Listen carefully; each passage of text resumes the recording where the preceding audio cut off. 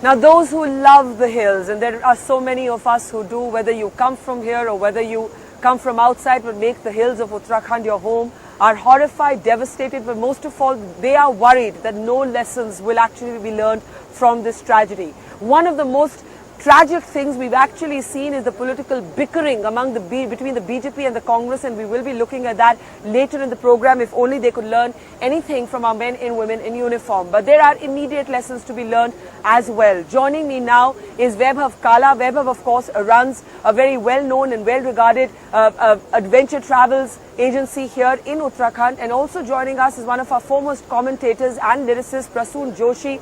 Prasoon actually is from Uttarakhand and knows this region well. It is his homeland, so to speak. Thank you both for joining us. Prasoon, let me start with you. For any Pahari, for anybody who loves the hills as we all do, this has been an absolutely heartbreaking moment, and I can tell you, standing here in Khagra, short of Rudraprayag, landslides, bad weather, the last word on this tragedy has not yet been spoken. What disturbs you the most, beyond, of course, the obvious scale of the natural tragedy, in terms of the lessons that we need to learn and we are not learning?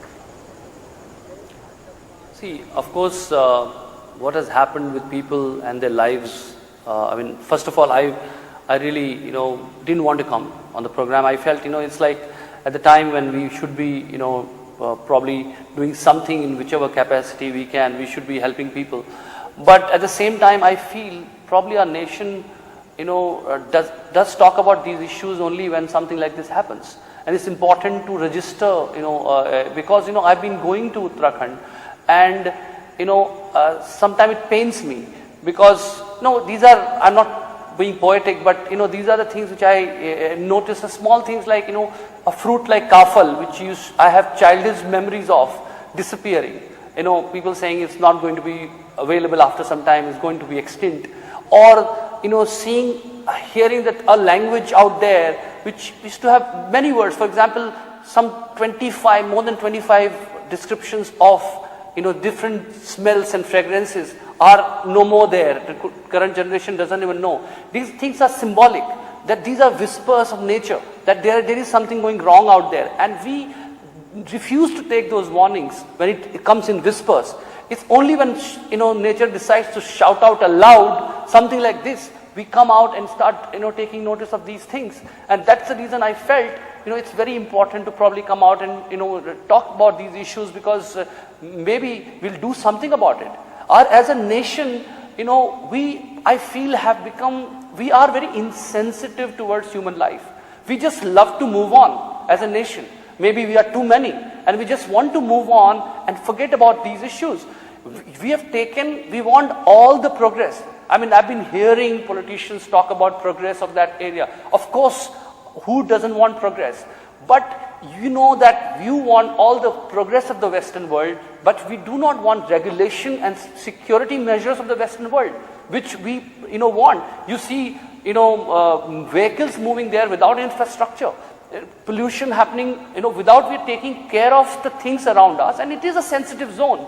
You've got to realize that progress cannot happen, unabashedly there.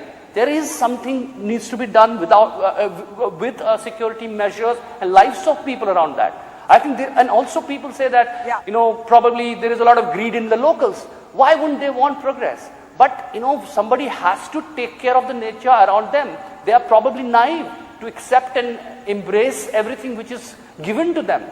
It pains me each time I go there, and I tell you, Uttarakhand has not gone from strength to strength. Uttarakhand has not. It has definitely suffered a lot, and it's a wounded state.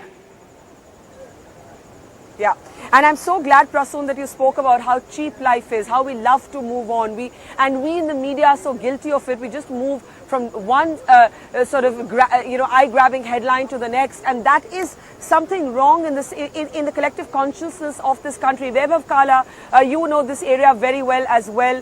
There is a great amount of scrutiny of the over-commercialization, environmental activists talking about builders, mafias and lobbies. You've had people who run your river rafting camps actually trying to go across the Cascades and trying to reach villages that rescue operations couldn't reach. Your thoughts tonight?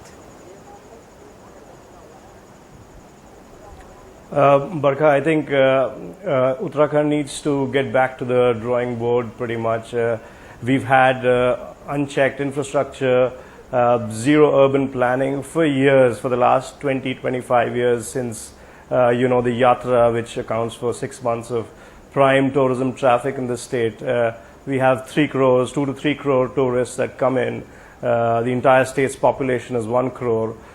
These sort of encroachments on riverbeds, river valleys, besides, and I'm not even talking about the mega projects that the government goes ahead with despite several warnings. And these hills are young, they are extremely fragile, and it's sorry to see that the indigenous Paharis that are suffering through this, they've had no stake in the tourism process, nor in the so-called developmental projects that dot the state, and there hasn't been any sort of redressal.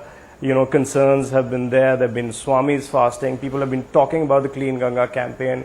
Thousands of crores have gone into it, completely unaccounted. And I think the only thing that one could really hope for coming out of this, that I hope every rupee of the 1100 odd crores that Uttarakhand seems to have raised through this tragedy goes to the indigenous Pahari once the tourists leave. And in terms of rehabilitation, we've seen a group of us got together. We got reliefs up the Mandakini Valley as high as we could go, and ferried rations and supplies across to villages which weren't connected by air or by road.